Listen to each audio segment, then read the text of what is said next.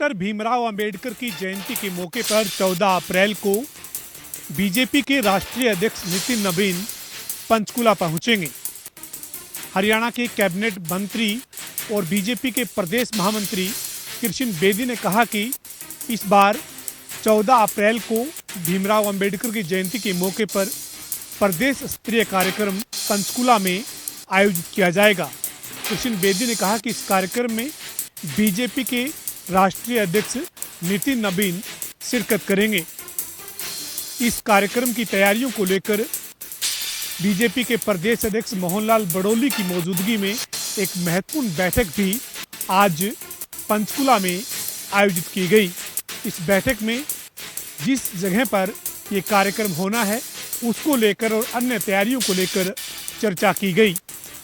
बैठक के बाद कैबिनेट मंत्री कृष्ण बेदी ने कहा कि डॉक्टर भीमराव अंबेडकर की जयंती को पूरे प्रदेश में बूथ स्तर पर मनाया जाएगा, लेकिन बड़ा कार्यक्रम पंचकुला में रखा गया है जिसमें बीजेपी के राष्ट्रीय अध्यक्ष नितिन नवीन बतौर मुख्य अतिथि पहुंचेंगे। चरखी दादरी की नई सब्जी मंडी में दादरी विकसित रैली का आयोजन किया गया, जिसमें मुख्यमंत्री नायब सिंह सैनी ने करीब 1000 करोड़ की विकास परियोजनाओं का शिलान्यास और उद्घाटन किया। इसके अलावा विधायक सुनील सांगवान द्वारा जो भी मांगे रखी गई थी उनको पूरा करने के लिए घोषणा की गई। और विशेष रूप से इस रैली में ये देखने को मिला, खासकर जो महिलाएं थी वो अलग से सेक्टर में मनाए गए थे। यहाँ सुरक्षा की दृष्टि से 3 लेयर सुरक्षा की गई थी। मुख्यमंत्री द्वारा यहाँ पर जो दादरी के विकास के लिए हजारों करोड़ की यहाँ पर सौगात दी गई है, जिसके बाद में लोगों में खासा उत्साह दिखाई दे रहा है। विधायक सुनील सांगवान ने भी मुख्यमंत्री का आभार जताया कि दादरी के विकास के लिए यहाँ पर हजारों करोड़ रुपए की जो सौगात दी गई है और यहाँ पर जो जोश था कार्यकर्ताओं में खासा उत्साह देखने को मिला। चरखी दादरी से प्रदीप साहू, जनता टीवी। मुख्यमंत्री नायब सैनी आज अपनी विधानसभा लाडवा पहुंचे थे। उन्होंने गांव बरगट में बनने वाले Mahatma Jyotiba Phule group of institute की आधारशिला रखी। यह इंस्टीट्यूट 8 एकड़ में बनाया जाएगा। मुख्यमंत्री नायब सैनी ने इस अवसर पर बबैन की अनाज मंडी में गेहूं खरीद का भी जायजा लिया। उन्होंने जहां किसानों से बातचीत की, वहीं अधिकारियों को दिशा निर्देश दिए ताकि किसानों को किसी प्रकार की परेशानी का सामना ना करना पड़े। आज गांव बरगट में महात्मा ज्योतिबा फुले जयंती समारोह राज्य स्तर पर मनाया गया था, जहां उनके साथ प्रदेश के कृषि मंत्री श्याम सिंह राणा भी पहुंचे थे। मुख्यमंत्री नायब सैनी ने कहा कि यहाँ बनने वाले इंस्टीट्यूट से निकलने वाला हर बच्चा एक जिम्मेवार नागरिक बन करके निकलेगा और राष्ट्र निर्माण में अपना सहयोग करेगा।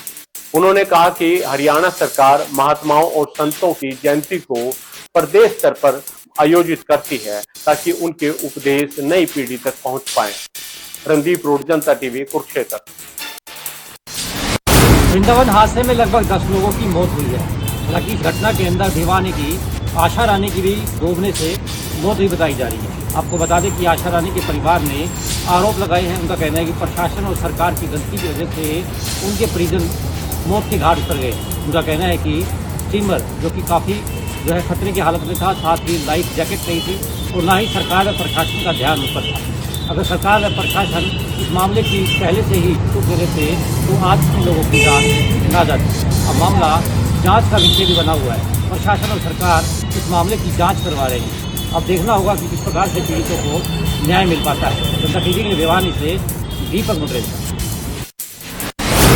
रोहतक में गुहाना रोड पर दलाल भवन के पास एक सीमेंट व लोहे के व्यापारी को गोली मारने का मामला सामने आया है। इसकी सूचना पाकर पुरानी सब्जी मंडी थाना प्रभारी मौके पर पहुंचे जांच पड़ताल शुरू की है।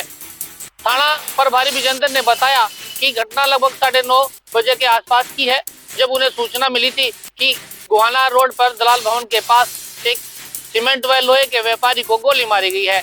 इसके बाद वह मौके पर पहुंचे, जांच पड़ताल शुरू की तो पाया सीमेंट व्यापारी प्रेमनगर का रहने वाला है और उसके परिजनों को सूचना दे दी है।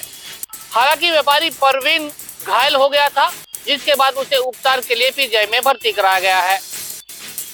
परवीन के पिता राज सिंह ने बताया कि परवीन रोज की तरह आज भी सुबह लगभग 9 बजे के पास दुकान पर पहुंचा था और उन्होंने दुकान खोली और उसके बाद वह कुर्सी पर बैठ गया। तभी एक युवक पैदल आया और उन्होंने उस पर गोलियां बरसाना शुरू कर दिया। प्रवीण को 2 के करीबन गोलियां लगी है, जिसके बाद वह घायल होकर गिर गया और आरोपी घटना को अंजाम देकर फरार हो गया। हालांकि प्रवीण को आसपास के लोगों की मदद से पीजीआई में भर्ती कराया गया, जहां उसकी हालत खतरे से बाहर बताई जा रही है। व्यापारी प्रवीण के पिता ने बताया कि प्रवीण की किसी के साथ कोई रंजिश नहीं थी। गोली मारने का कारण क्या है, पुलिस हर पहलू से जांच कर रही है। पुलिस का दावा है कि जल्द ही आरोपी को गिरफ्तार कर लिया जाएगा। रोहतक से जनता टीवी के लिए संजय कुमार। गोहाना में जिम संचालक पर जानलेवा हमला, पुलिस ने मामला दर्ज कर शुरू की जांच। आपको बता दें, गोहाना में देर शाम जिम संचालक पर जानलेवा हमला करने का मामला सामने आया है। जिम संचालक प्रमोद गोहाना के देवी नगर का रहने वाला था और देर शाम जिम को बंद कर अपने घर जा रहा था। तभी रास्ते में कार सवार 4 युवकों ने उसकी बाइक को टक्कर मार दी और जिसके बाद उन्होंने उन पर तेज धार हथियार से हमला कर दिया, जिसमें जिम संचालक प्रमोद गंभीर रूप से घायल हुआ है, जिसे उपचार के लिए रोहतक पीजीआई में दाखिल करवाया गया है। उधर पुलिस इस मामले में पीड़ित परिवार के बयान पर मामला दर्ज कर आरोपियों की तलाश शुरू कर दी है और मामले की जांच शुरू कर दी। पुलिस इस मामले में जांच कर रही है। पुलिस अधिकारियों का कहना है कि अभी आसपास में लगे सीसीटीवी फुटेज और परिवार वालों से पूछताछ की जा रही है, ताकि ये पता लगाया जा सके कि इस युवक पर किन लोगों ने जानलेवा हमला किया था और इस हमले के पीछे क्या वजह सामने आई है। जनता टीवी के लिए गोहाना से सुनील जिंदल।